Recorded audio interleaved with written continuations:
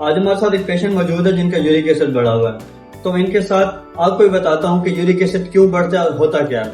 अगर आप इसकी काजेज के बारे में जानना चाहते हैं तो हमारे कार्ड पे क्लिक करें। अगर इसके सिम्टम्स के बारे में जानना चाहते हैं तो हमारे कार्ड पे क्लिक करें।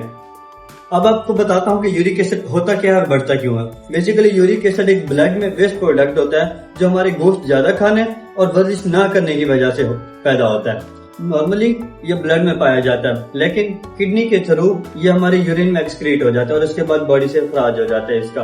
अब मैं आपको बताता हूँ कि इसकी नॉर्मल रेंजेस क्या होती हैं मर्द और खवातीन में। मर्द में जो नॉर्मल इसकी रेंज होती है वो होती है 3.5 to 7, और अगर फीमेल की बात करें तो उसमें होती है 2.6 to 6 नॉर्मल। अगर इससे बढ़ जाए तो आपको अपने मेडिकल स्पेशलिस्ट को चेक करवाना पड़ेगा। अगर हम इसकी फंक्शंस के बारे में बात करें तो इसका जो सबसे मेन फंक्शन होता है कि यह हमारे ब्लड प्रेशर को रेगुलेट करता है, उसके नॉर्मल करता है। और इसके अलावा जो हमारी बॉडी में वेस्ट प्रोडक्ट्स होती हैं